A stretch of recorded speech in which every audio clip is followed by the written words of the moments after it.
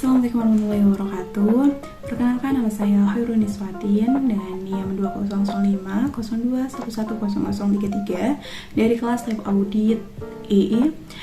Kali ini saya akan mempresentasikan kertas kerja pemeriksaan pada akun KAS dan Setara KAS untuk memenuhi tugas UTS Lab Audit. Langkah awal yang dilakukan untuk pengaudatan KAS dan Setara KAS yang pertama yaitu melakukan pemeriksaan Internal Control Question atau ISQ, di mana pemeriksaan ini dilakukan untuk mengevaluasi dan memahami pengendalian internal dari suatu perusahaan yang diperiksa. Nah, prosedur audit untuk KAS dan Setara KAS yakni ada uji ketaatan, uji kewajaran yang terdiri dari KAS dan bank, kemudian ada investasi jangka pendek. Dalam prosedur audit ini, jika pada poin-poin questionnya itu dilakukan, maka indeksnya bisa ditulis sesuai dengan indeks yang dilakukan. Seperti contohnya pada uji ketaatan. Yang pertama, tentukan sampel bukti pengeluaran dan penerimaan kas bank yang akan diperiksa untuk meyakinkan keabsahan transaksi dan diminta pada tanda tangan atau paraf pejabat yang berwenang. Nah, ini bisa diisi dengan melihat TOC2 dan TOC4. Jadi, indeksnya dapat ditulis dengan TOC2 dan TOC4. Nah, yang kedua, indeksnya bisa di checklist jika prosedur tersebut dilakukan, seperti yakinkan bahwa apakah semua dokumen-dokumen yang dipertanggungjawabkan sudah lengkap dan distempel lunas untuk menghindari bukti-bukti tersebut. Nah, ini juga bisa dilihat di buku 1 pada halaman 116 hingga 121. Nah, selain itu, dalam prosedur audit juga ada tanda strip. Nah, tanda strip ini digunakan jika prosedur itu tidak ada, maka dikasih tanda strip. Seperti contohnya pada uji kewajaran pada poin 5, yaitu apabila perhitungan kas dilakukan sesudah tanggal neraca, lakukan prosedur penarikan mundur atau track back ke tanggal neraca, dan bila dilakukan sebelum tanggal neraca, lakukan penarikan maju atau track forward ke tanggal neraca. Nah, itu tidak ada, maka di strip saja. Dan prosedur audit lainnya. Nah, selanjutnya yaitu melakukan pemeriksaan kertas kerja KAS dan Setara KAS.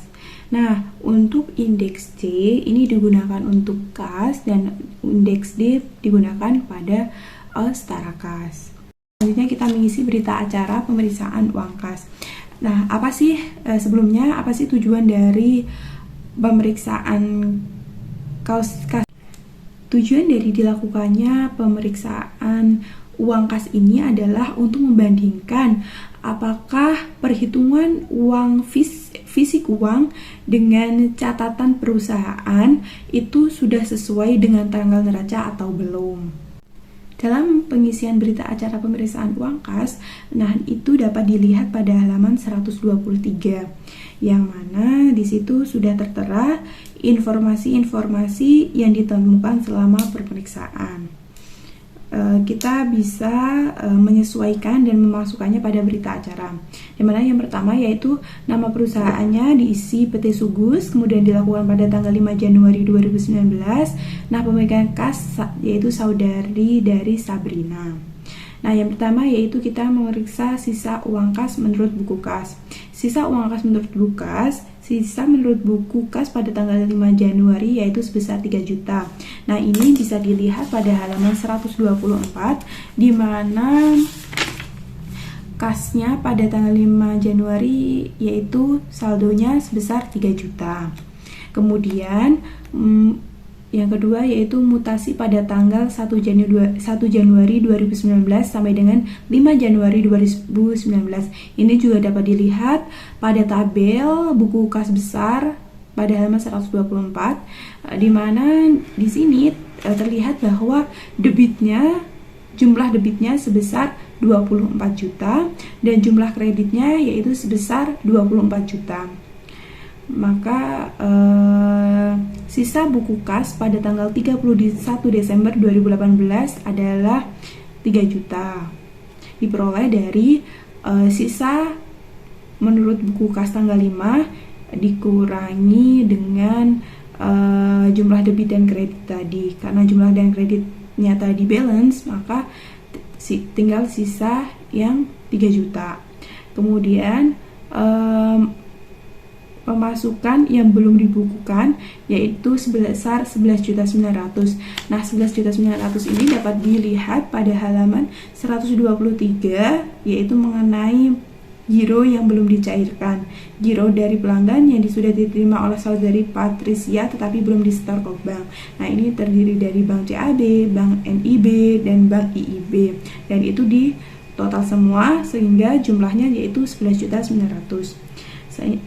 Selanjutnya yaitu pengeluaran yang belum dibukukan, ini tidak ada. Nah, sehingga jumlah sisa uang kas menurut buku kas yaitu sebesar 14.900.000 yang diperoleh dari 3 juta ditambah 11.900.000. Yang kedua yaitu uang dalam kas. Nah, uang dalam kas ini terdiri dari uang kertas dan uang logam, di mana uang kertas terdapat 125 lembar uang 50.000, 170 lembar uang 20.000, 101 lembar uang 10.000, dan 65 lembar uang 5.000. Jika dikalikan dan dijumlahkan, maka jumlah uang kertas yaitu 10.985.000. Kemudian ada uang logam. Di sini uang logamnya terdiri dari 14 keping uang 1.000, kemudian 2 keping uang 500. Sehingga total uang logam yaitu 15.000. Jumlah uang tunainya yaitu senilai 11 juta. Nah, yang kedua ada surat-surat berharga, di mana surat-surat berharga ini juga diperoleh dari giro tadi sejumlah 11.900.000. Terus lain-lain atau bon yang belum diperhitungkan itu tidak ada, sehingga jumlahnya yaitu 22.900.000 yang diperoleh dari jumlah uang tunai, uang logam, dan juga surat-surat berharga. Nah, di sini terlihat bahwa terdapat selisih antara uang kas menurut buku kas dan uang dalam kas, yaitu sebesar 8 juta. Nah, berdasarkan hasil pemeriksaan fisik atas kas tersebut atau pada kas besar, ditemukan bahwa yang pertama terdapat penerimaan yang belum dibukukan yang terdiri dari Bank CAB dengan nomor MZIO 12 atas nama PT Merdeka senilai 10 juta, Bank NIB atas nama PT Wahana sebesar 1.500.000, Bank IB atas nama PT Zera sebesar 400. Maka pari yang dibuat yaitu yang pertama, kas pada piutang usaha PT Merdeka sejumlah 10 juta. Yang kedua, kas pada piutang usaha PT Wahana 1.500.000. Yang terakhir yaitu kas pada piutang usaha PT Zera yaitu 400.000. Yang kedua yaitu terdapat selisih perhitungan fisik uang kas yang sebesar 8 juta. Nah, selisih ini ternyata merupakan uang milik PT Pelita sebesar 6 juta. Yang kedua, penerimaan dari PT Delta pada tanggal 9 Januari 2019 yang belum dicatat oleh kasir sebesar 2 juta. Nah, ini bisa dilihat di halaman 124. Ini tidak diberikan jurnal penyesuaian karena ini adalah kesalahan dari klien. Nah, yang selanjutnya yaitu berita acara pemeriksaan uang kas pada kas kecil. Nah, nama perusahaannya tetap PT Sugus, kemudian dilakukan pada tanggal 5 Januari 2019, pemegang kasnya atas saudari Sabrina. Ini bisa dilihat pada halaman 124 yang bagian kas kecil. Nah, di sini ditemukan bahwa sisa uang kas menurut buku kas. Yang pertama, sisa menurut buku kas pada tanggal 5 Januari 2019 ini sejumlah 2 juta. Nah, ini bisa dilihat pada buku 1 pada halaman 22. Yakni di sini terlihat bahwa kas kecil atau petty cash menggunakan sistem berdasarkan sistem dana tetap sebesar 2 juta. Nah, itu bisa dimasukkan di situ. Kemudian mutasi dari tanggal 1 Januari 2019 sampai dengan 5 Januari 2009 tidak ada karena tidak ada buku besarnya. Kemudian sisa buku kas pada tanggal 31 Desember 2018 juga tidak ada. Maka pemasukan yang belum dibukukan juga tidak ada, pengeluaran yang belum dibukukan juga tidak ada. Maka jumlah sisa uang kas menurut buku kas kecil yaitu sejumlah 2 juta saja. Nah, yang kedua yaitu uang dalam kas. Nah, pada uang dalam kas ini ditemukan bahwa terdapat uang kertas dan uang logam. Uang kertas terdiri dari 12 lembar uang 50.000, kemudian terdapat 18 lembar uang 20.000, kemudian 23 lembar uang 10.000, dan terdapat 35 lembar uang 5.000. Maka setelah dikalikan dan dijumlahkan, jumlah uang kertas yaitu sebesar 1.515.000, dan uang logamnya terdiri dari 13 keping uang 1.000, kemudian terdapat 4 keping uang 500, sehingga total uang logam setelah dikalikan ditambah yaitu sebesar 15.000. Maka jumlah uang tunainya sebesar 1.530.000. Nah, untuk lain-lain atau bon-bon yang belum diperhitungkan itu sejumlah 270 yang dapat dilihat pada halaman 124 di bagian PCV atau petty cash voucher, karena kas kecil belum diisi kembali atau unreimbursement, di mana di situ terdiri dari PCV 025 pada tanggal 27 bulan 12 tahun 2018 untuk uang buka perjalanan sebesar 30.000, PCV 026 tanggal 28 bulan 12 2018 bensin 20.000, kemudian PCV 27 untuk parkir dan tol 50.000, kemudian PCV 001 digunakan untuk bensin yaitu 30.000, dan PCV 002 untuk ongkos angkut 20.000, kemudian terdapat materai sebanyak 20 lembar dengan per lembarnya 6.000, sehingga jumlah materainya jika diuangkan yaitu 120.000. Maka jumlah surat-surat berharga sebesar 270.000. Sehingga jumlah uang dalam kas yaitu sejumlah 1.800.000, yakni diperoleh dari jumlah uang tunai dan juga lain-lain atau bon-bon yang belum diperhitungkan.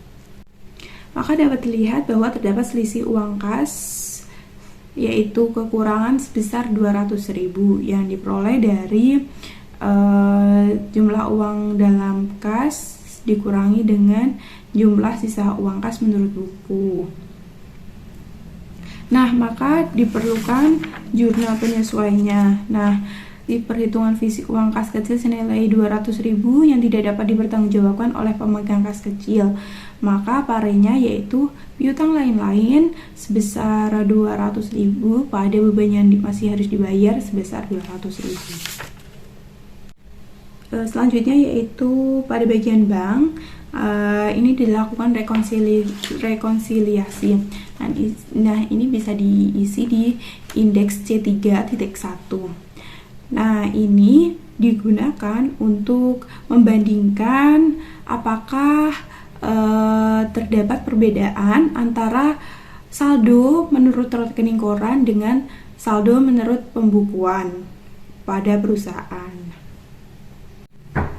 Rekonsiliasi bank Yang pertama yaitu pada Bank CAB. Nah, ini bisa dilihat pada halaman 128 dan 129, di mana di situ ada buku Bank CAB yang merupakan yang dibuat oleh perusahaan dan juga rekening koran yang dibuat oleh Bank CAB. Nah, di sini terlihat bahwa saldo menurut rekening koran yaitu sebesar Rp4.091.410 dan saldo menurut pembukuan sebesar Rp5.889.910, di mana ini diperoleh dari jumlah terakhir di buku bank CAB dan rekening koran CAB pada tanggal 28 Desember. Nah, di sini terlihat bahwa terdapat perbedaan antara saldo menurut rekening koran dan juga saldo menurut pembukuan. Yang pertama yaitu pada tanggal 3 Desember, di situ terlihat bahwa terdapat salah catat antara rekening koran dengan buku bank CAB, di mana pada rekening koran jumlahnya yaitu sebesar 101.100.000, sedangkan di buku bank CAB yaitu sebesar 100.110.000. Maka di sini dicatat sebagai koreksi kurang catat sebesar 990.000 atas selisih perhitungan tadi. Yang kedua yaitu pada tanggal 14 Desember ini terjadi penerimaan piutang pada KU masuk PT Lestari, di mana sebesar 10.600.000, tapi di buku bank CAB belum dicatat, sehingga dimasukkan pada penerimaan piutang sebesar 10.600.000. Kemudian selanjutnya yang ketiga yaitu BG kosong, ini karena terjadi tolakan clearing pada tanggal 20 Desember yaitu sebesar 20.200.000, maka diisi BG kosong sebesar 2.200.000. Yang ketiga yaitu terdapat jasa giro sebesar 956.500, sedangkan di buku bank CAB juga belum dicatat. Kemudian ada juga biaya administrasi pada tanggal 28 juga yaitu sebesar 25 juta, namun di buku CAB-nya juga tidak dicatat. Nah, untuk mengetahui ditambah atau dikurangnya itu dapat dilihat dari debit dan kreditnya. Jika nominalnya tersebut di debit, maka itu akan mengurangi saldo, sedangkan jika nominalnya itu di kredit, maka dapat menambah saldo. Selanjutnya yaitu saldo menurut rekening koran.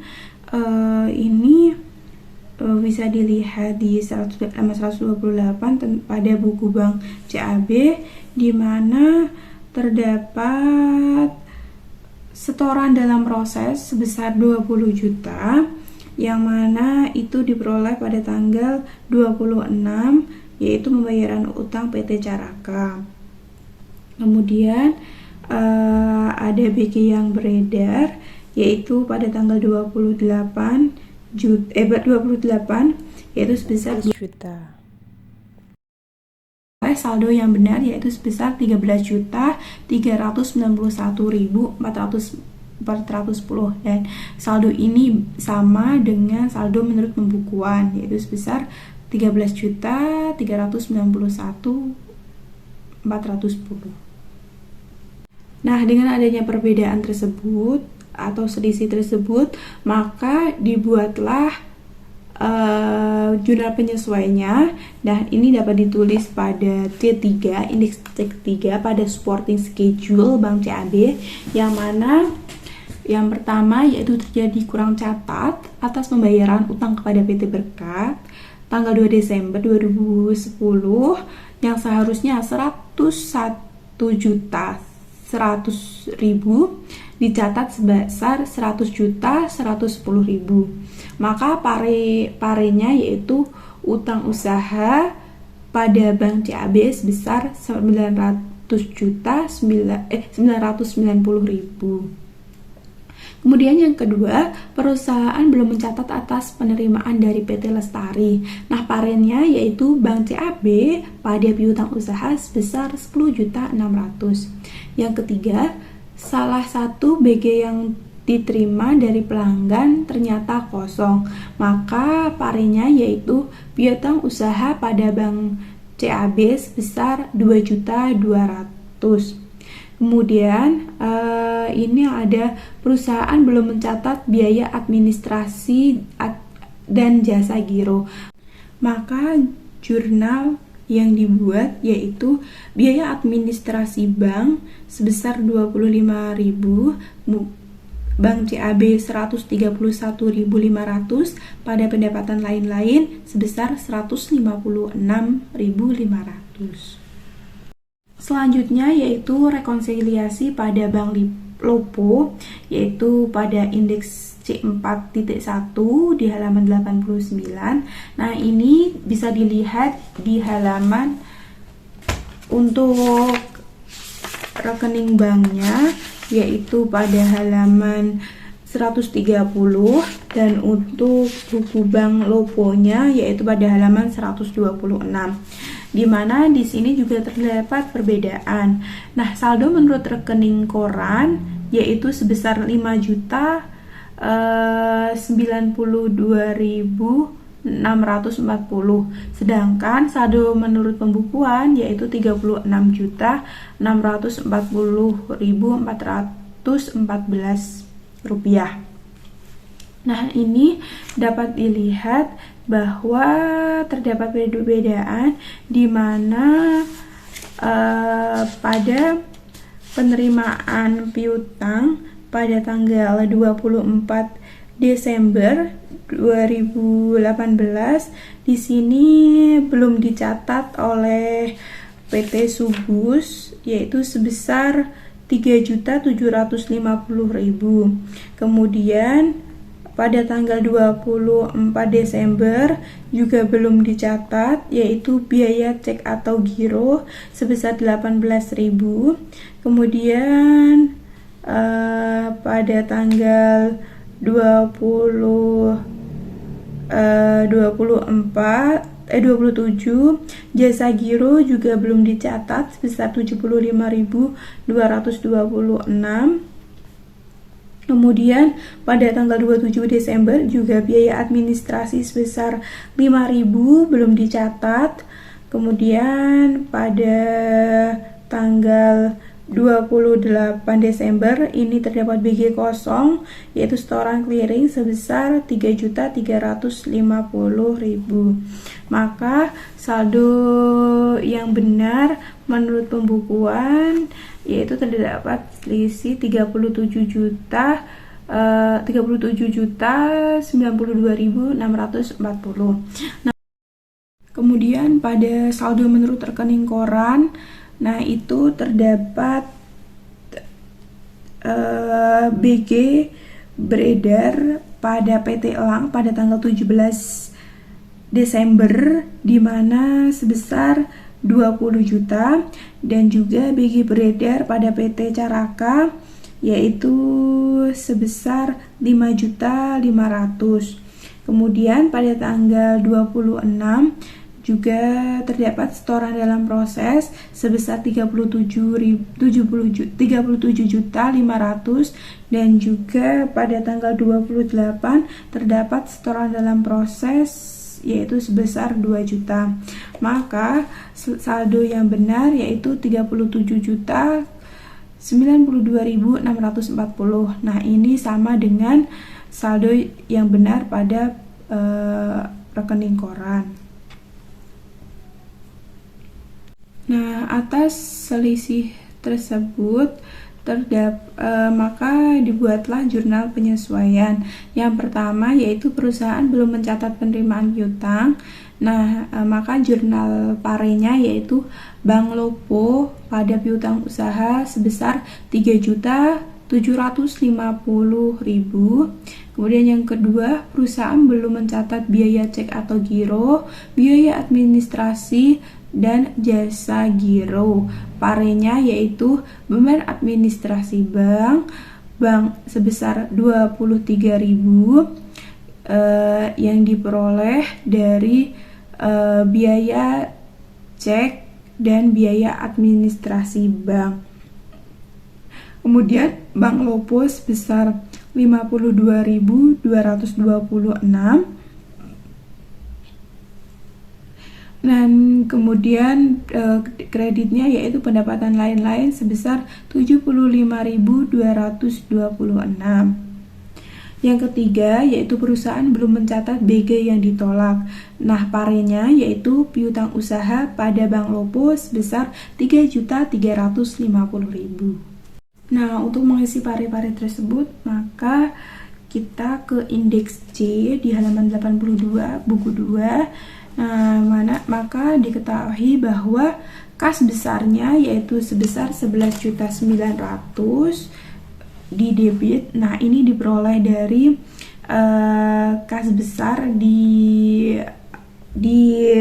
indeks T yang kita sudah membuat jurnal penyesuaiannya. Nah, itu dijumlah dari 10 juta, 1.500.000 dan juga 400.000. Kemudian kas kecilnya karena tidak ada jurnal penyesuaian pada kas kecil, akun kas kecil, jadi tidak dimasukkan. Kemudian selanjutnya yaitu pada Bank CAB.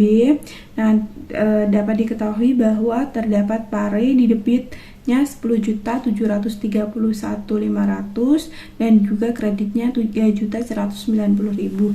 Ini juga dapat diketahui pada supporting schedule di halaman 86 bagian C3. Kemudian Bank Lopo yaitu terdapat parenya debitnya sebesar 3.802.226 rupiah dan juga kreditnya 3.350.000. Maka dan untuk Bank Lopo ini dapat diketahui juga di C3 di halaman 86.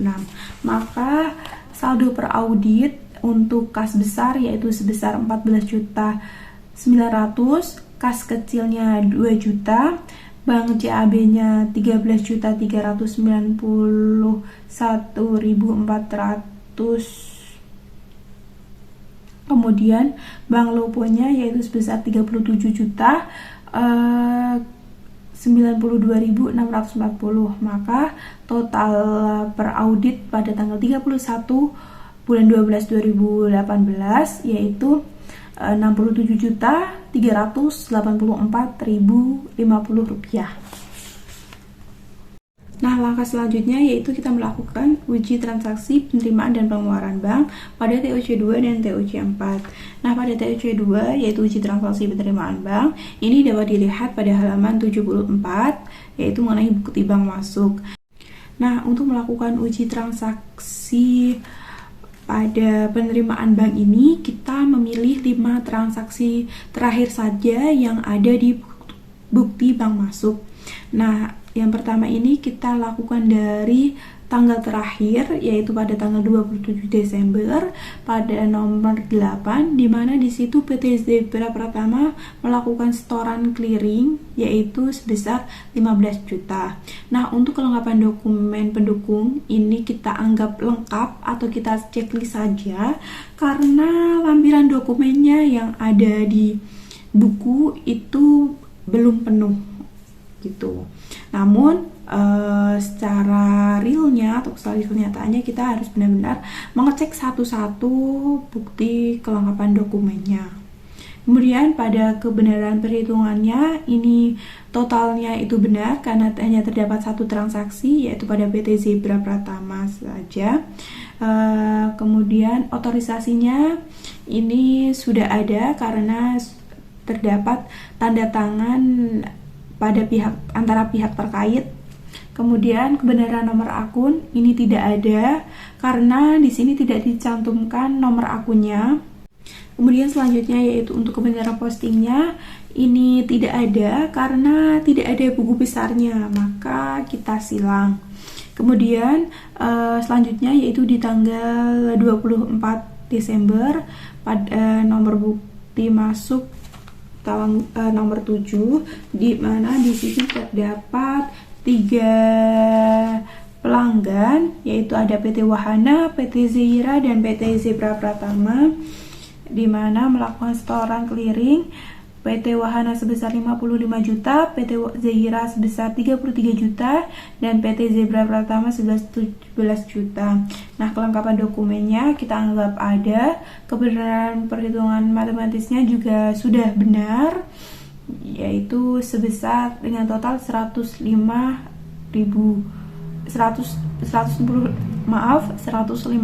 juta.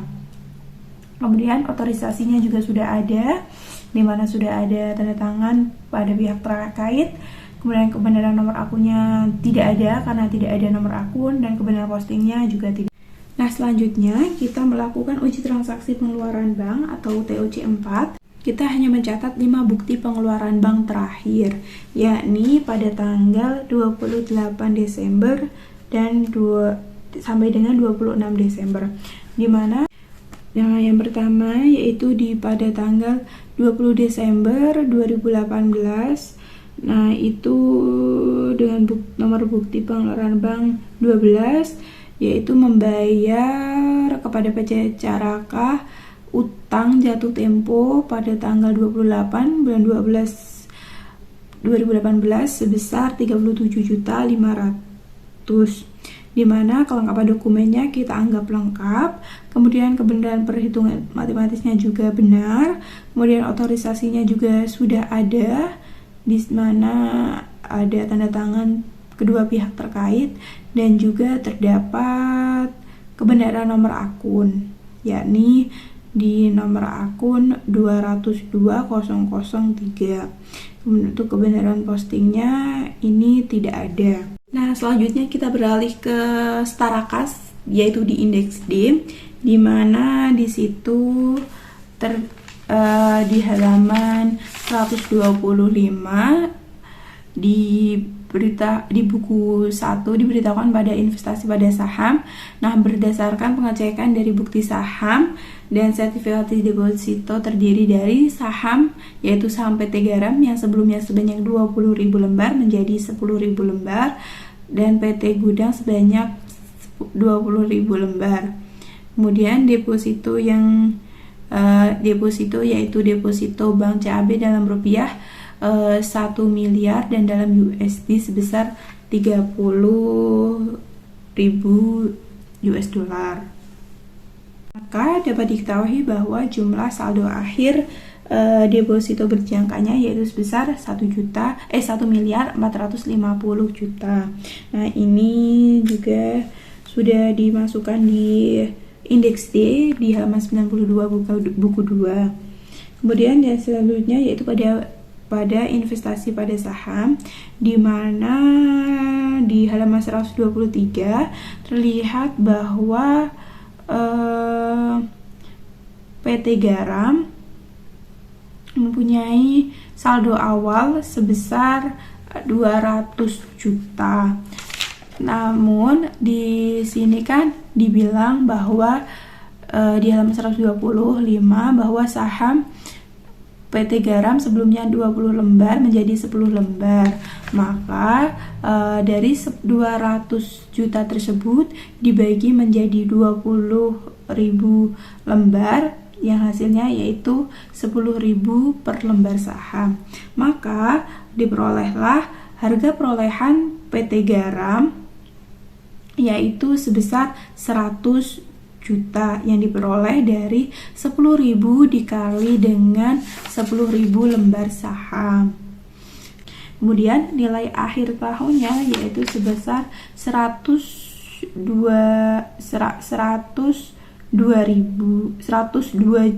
juta rupiah. Nah, ini diperoleh dari halaman 125 yang bagian bawah, di mana harga saham pada tanggal 31 Desember 2018 adalah 10.200.000 untuk saham PT Garam. Maka 10.000 tadi dikali dengan 10.200, maka hasilnya yaitu 102 juta. maka terdapat selisih yaitu sebesar 2 juta. Selanjutnya yaitu pada PT Gudang, di mana di situ sudah jelas bahwa di halaman 123 bahwa terdapat 20.000 lembar saham PT Gudang, maka harga perolehannya sebesar 170.000. Kemudian nilai akhir tahunnya dapat diketahui bahwa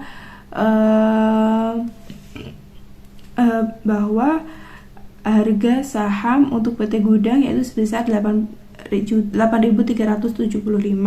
Nah, ini tinggal dikalikan saja dengan 20.000 lembar saham, maka nilai akhir tahunnya yaitu sebesar 167.500. Nah, ini terdapat selisih sebesar 2.500. Maka jumlah selisih investasinya yaitu sebesar 500. Selanjutnya yaitu dibuat parenya, yaitu rugi penurunan nilai investasi sebesar 500.000 dan investasi pada saham 500.000. Maka dimasukkan juga di indeks D yang bagian investasi pada saham, dimasukkan parenya sebesar 500.000.